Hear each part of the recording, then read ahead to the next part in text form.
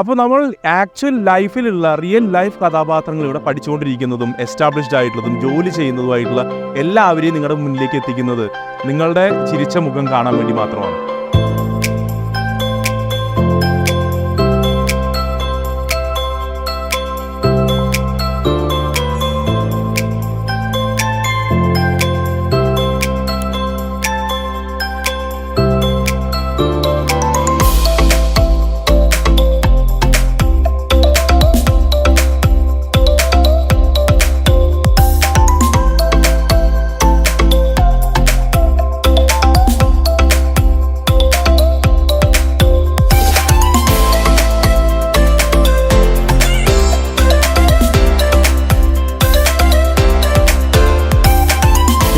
Fly വിത്ത് ദിലീപ് രാധാകൃഷ്ണൻ എന്ന ഈ programme ഞാൻ ആദ്യമേ പറഞ്ഞു.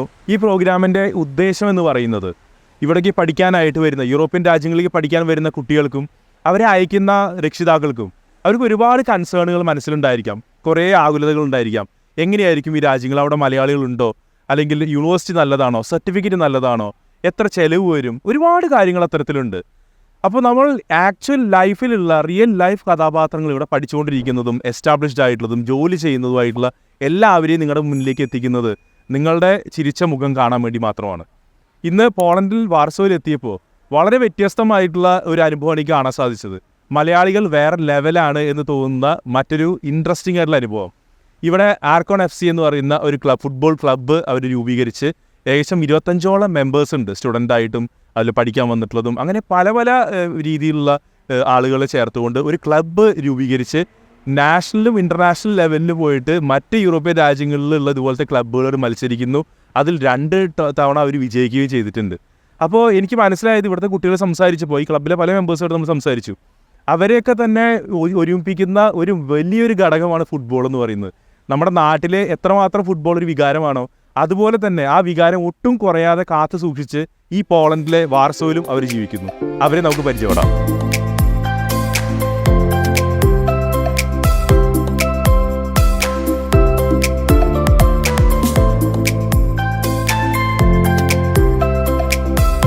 ഫുട്ബോൾ എന്ന് പറയുന്നത് മലയാളികളുടെ ഒരു വികാരം തന്നെയാണ്. അത് ഏത് രാജ്യത്ത് പോയാലും അത് കൈവിടില്ല, അത് വാശി പിടിച്ചിട്ടുള്ള കുറച്ച് ആൾക്കാരെയാണ് നമ്മൾ പരിചയപ്പെടുന്നത്. ആർക്കോൺ എന്ന് പറയുന്ന ഒരു ഫുട്ബോൾ ക്ലബ്ബ് പോളണ്ടിൽ വാർസോയിൽ രൂപീകരിച്ച് നാഷണലും ഇൻ്റർനാഷണൽ തലങ്ങളിൽ ഒരുപാട് മാച്ചുകൾ കളിക്കുന്ന, ഇവിടെ പഠിക്കാനായി വരുന്നതോ ജോലി ചെയ്യാൻ വരുന്ന ആൾക്കാരെ ഫുട്ബോളിനോടുള്ള ആഗ്രഹവും കളിക്കാൻ അറിയാവുന്ന ഒറ്റ ക്രൈറ്റീരിയയിൽ ഈ പറയുന്ന ക്ലബിലേക്ക് എടുക്കുകയും ചെയ്യുന്ന നമ്മുടെ ടീമാണ്, ആർക്കോൺ ടീമാണ് ഇന്നിപ്പോൾ ഉള്ളത്. So welcome all. സോ ഇത് ഭയങ്കര ഒരു ഡിഫറൻ്റ് ആയിട്ടുള്ള സ്റ്റോറി തന്നെയാണ്. എനിക്കാണ് ഈ യാത്രയ്ക്കിടയിൽ വളരെ അപൂർവമായിട്ട് കിട്ടുന്നൊരു സ്റ്റോറിയാണ് ഇതൊക്കെ. ഇത്ര വികാരമായിട്ട് നിങ്ങൾ ഇതിനെ മെയിൻറ്റെയിൻ ചെയ്യുന്നുണ്ട് ആർക്കുണ്ട്. നിങ്ങൾ എങ്ങനെ തുടങ്ങി, നിങ്ങൾ എന്താ നിങ്ങൾ ഇനി മുന്നോട്ടുള്ള യാത്ര നിങ്ങളുടെ ടാർഗറ്റ്? അപ്പോൾ എല്ലാവരും പറയാലോ, നമുക്ക് എല്ലാവരും ഫുട്ബോളിന് അത്രയും ഇഷ്ടപ്പെടുന്ന ആൾക്കാരാണ്. അപ്പോൾ നാട്ടിലെല്ലാവരും പല ലെവലിൽ കളിച്ച ആൾക്കാരുണ്ട്. അപ്പോൾ യൂറോപ്പിൽ എത്തിയതിന് ശേഷം നമുക്ക് ഈ ഒരു പാഷൻ കണ്ടിന്യൂ ചെയ്യണമെന്ന് നല്ല ആഗ്രഹം ഉണ്ടായിരുന്നു. അപ്പോൾ ഇങ്ങോട്ട് വരുമ്പോൾ ഇനിയിപ്പോൾ സ്റ്റുഡൻ്റായാലും വർക്കായി കഴിഞ്ഞാൽ നമുക്ക് ഒരു കൺസേൺ ഉണ്ടായിരുന്നു, അതായത് ഇങ്ങനെ ഇനിയിപ്പോൾ കണ്ടിന്യൂ ചെയ്യാൻ പറ്റൂല എന്നുള്ളത്. അങ്ങനെ ഞങ്ങൾ തന്നെ ഫോം ചെയ്ത്, ഞങ്ങളിപ്പോൾ ആഴ്ചയിലൊക്കെ ഇങ്ങനെ കളിക്കാറുണ്ട്. അപ്പോൾ ഞങ്ങൾക്ക് തന്നെ തോന്നി എന്തുകൊണ്ട് ഒരു ക്ലബ്ബ് ഫോം ചെയ്തത്, ഒരു പ്രൊഫഷണൽ രീതിക്ക് ഇത് എന്തുകൊണ്ട് കൊണ്ടുപോയിക്കൂടാന്നുള്ളത്. അങ്ങനെ ഞങ്ങൾ ഫോം ചെയ്തു. ഒക്കെ നമ്മളെ ഫ്രണ്ട്സും കാര്യങ്ങളെല്ലാം കൂട്ടിയിട്ട് ഇപ്പോൾ നാട്ടിൽ നിന്ന് വരുന്ന വേറെയും കുറേ പ്ലേയേഴ്സൊക്കെ ഉണ്ടായാലും നമ്മളെ കോൺടാക്ട് ചെയ്യും. അങ്ങനെ നമ്മൾ നല്ല രീതിക്ക് തന്നെ ക്ലബ്ബ് മുന്നോട്ട് കൊണ്ടുപോകുന്നുണ്ട്. ഓക്കെ, ഇവിടുന്ന് ഈ ഒരു ക്ലബിലേക്ക് ഇനി നിങ്ങളുടെ ഒരു വിഷൻ ഉണ്ടാവുമല്ലോ, ഇനി എവിടേക്കാണ് നിങ്ങൾ, എന്താണ് ഈ ആർക്കോണിലെ നിങ്ങൾ എവിടേക്കാണ് ഇതിനെ എത്തിക്കാൻ ഉദ്ദേശിക്കുന്നത്? ഇപ്പോൾ നമ്മൾ എവിടെ എത്തി നിൽക്കുന്നതില്ലതാണ് ഒന്നാമത്തെ കാര്യം. നമ്മളിപ്പോൾ ഒരുപാട് ഇൻ്റർനാഷണൽ ടൂർണമെൻറ്റ്സ് കളിക്കുന്നുണ്ട്. കെഫ് എന്ന് പറഞ്ഞൊരു കേരള യൂറോപ്യൻ ഫുട്ബോൾ ഫെഡറേഷൻ, അത് യൂറോപ്പിലുള്ള എല്ലാ കേരള ഫുട്ബോൾ ടീംസിൻ്റെ ഒരു ക്ലബ്ബാണ്, ഒരു അസോസിയേഷനാണ്. അപ്പോൾ അതിൽ നമ്മൾ അതിൻ്റെ ഭാഗമായിട്ട് നമ്മൾ എല്ലാ ടൂർണമെൻറ്റ്സും കളിക്കാറുണ്ട്. അപ്പോൾ അവിടെയാണ് ഇപ്പോൾ നമ്മൾ എത്തി നിൽക്കുന്നത്. നമ്മൾ സമ്മറിൽ നമ്മുടെ ടീം ഓരോ കൺട്രിയിലും പോയിട്ട് അവിടുത്തെ ടൂർണമെൻറ്റ്സ് കളിക്കും. അപ്പോൾ ഇനി നമ്മുടെ ഒരു ഫ്യൂച്ചർ എന്ന് പറഞ്ഞു കഴിഞ്ഞാൽ നമ്മുടെ ടീമെന്നും അതുപോലെ തന്നെ ഈ കെഫിൻ്റെ ഉള്ളിൽ നിന്നുള്ള പ്ലേയേഴ്സ് യൂറോപ്യൻ ലീഗുകൾ, യൂറോപ്യൻ ക്ലബ്ബുകളിലൊക്കെ കളിക്കണം, ആ ഒരു തലത്തിലേക്ക് കയറണം എന്നുള്ളതാണ് നമ്മുടെയൊക്കെ ഒരു ആഗ്രഹം. സൂപ്പർ, അടിപൊളി. ഇനി ശരിക്കും പറഞ്ഞാൽ എനിക്ക് തോന്നുന്നത് നമ്മൾ ഏഷ്യൻ എന്ന് പറയുന്ന റേസിന് ഒരു കായികപരമായിട്ട് നോക്കുകയാണെങ്കിൽ കമ്പയർ ടു യൂറോപ്യൻസിന് കരുത്തോ അല്ലെങ്കിൽ അത്തരം കാര്യങ്ങളിലേക്ക് ഉള്ള ഡിസഡ്വാൻറ്റേജ്, അതുപോലെ തന്നെ അതിനേക്കാൾ അപ്പുറത്തേക്ക് എനിക്ക് തോന്നുന്നത് നമുക്ക് ചെറുപ്പകാലങ്ങളിൽ ട്രെയിനിങ് ഒന്നും കാര്യമായിട്ട് ലഭിക്കുന്നില്ല. അപ്പോൾ അതിനെയൊക്കെ മറികടന്നുകൊണ്ട് നിങ്ങൾ ഇങ്ങനത്തെ ഒരു സംരംഭം തുടങ്ങുകയാണ് ശരിക്കും പറഞ്ഞാൽ. അപ്പോൾ അതിൻ്റേതായിട്ടുള്ള രീതിയിൽ ഇനി മുന്നോട്ടുള്ള യാത്രയിൽ ട്രെയിനിങ് കാര്യങ്ങളിലേക്ക് എൻ്റർ ചെയ്യാനായിട്ട് താല്പര്യപ്പെടുന്നുണ്ടോ? തീർച്ചയായും നമ്മൾ ട്രെയിനിങ് എന്ന് വെച്ചാൽ നമ്മൾ വീക്കെൻഡ്സിൽ പൊതുവെ നമ്മൾ ട്രെയിൻ ചെയ്യാറുണ്ട്.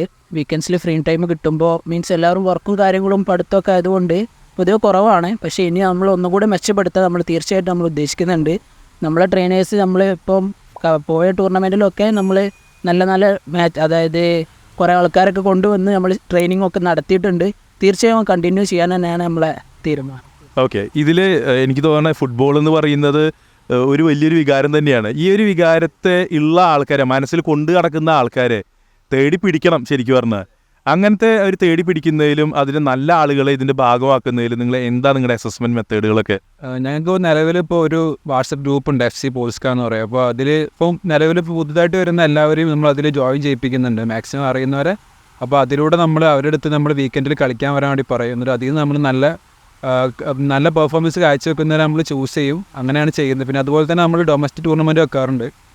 അപ്പോൾ നമ്മൾ പോളണ്ടിൻ്റെ പല ഭാഗത്തുള്ള ആളുകൾ അതിൽ രജിസ്റ്റർ ചെയ്യുകയും പിന്നെ നമ്മൾ ആ ടൂർണമെൻറ്റിലൂടെ നമ്മൾ നല്ല നല്ല പ്ലെയേഴ്സിനെ സെലക്ട് ചെയ്യുകയും ചെയ്യുന്നുണ്ട്. അങ്ങനെയാണ് ഇപ്പോൾ നിലവിൽ നമ്മൾ ചെയ്തുകൊണ്ടിരിക്കുന്നത്. ഇങ്ങനെ തന്നെ നമുക്ക് മുന്നോട്ട് പോയാൽ നല്ല നല്ല പ്ലെയേഴ്സിനെ കിട്ടും എന്നുള്ളതാണ് ഞങ്ങളുടെ ഉദ്ദേശം. ഓക്കെ, ഇതിൽ ഏറ്റവും എനിക്ക് തോന്നുന്നത് 3 പേരും സ്റ്റുഡൻസ് ആണ് ഇതിലുള്ളത്. സോ സ്റ്റുഡൻറ്റ് ലൈഫിൻ്റെ ഇടയിൽ പാർട്ട് ടൈം ജോലി ചെയ്യണം, പഠിക്കണം, പിന്നെ നിങ്ങളുടെ എന്താ പറയുക പാചകം ചെയ്യേണ്ടി വരും ബാക്കിയുള്ളതിൽ. ഇതിൻ്റെ ഇടയിൽ നിങ്ങൾ ഇതും കൊണ്ടുള്ള സമയം കൂടെ കണ്ടെത്തുന്നുണ്ട്. ഇത് ശരിക്കും പറഞ്ഞാൽ നിങ്ങളുടെ ആ സ്റ്റുഡൻറ്റ് ലൈഫിനെ അതിൻ്റെ ഒരു സ്ട്രഗിളിനെ എളുപ്പമാക്കുകയാണോ ചെയ്യുന്നത്, അതോ ഇത് കണ്ടെത്താനായിട്ട് നിങ്ങൾ ശരിക്കും ഇത് സമയം കണ്ടെത്താൻ ബുദ്ധിമുട്ടുന്നുണ്ടോ? ബുദ്ധിമുട്ടായിട്ട് തോന്നിയിട്ടില്ല ഇതുവരെ. പിന്നെ എന്താ ഇപ്പോൾ ആർക്കോണായിട്ടൊരു ടീം ഇവിടെ ഉള്ളതുകൊണ്ട് തന്നെ എല്ലാവരും എൻജോയ് ചെയ്ത് പോണ്. അവരുടെ സപ്പോർട്ട് ഉണ്ട് നമ്മുടെ കൂടെ തന്നെ എപ്പോഴും, എന്തിനു വേണ്ടിയുണ്ട്. ഫുട്ബോളാണ് വികാരം. അതെ. ഓക്കെ, നിങ്ങൾക്ക് എങ്ങനെയാണ് നിങ്ങളുടെ പാർട്ട് ടൈം ജോലിയും കാര്യങ്ങളൊക്കെ?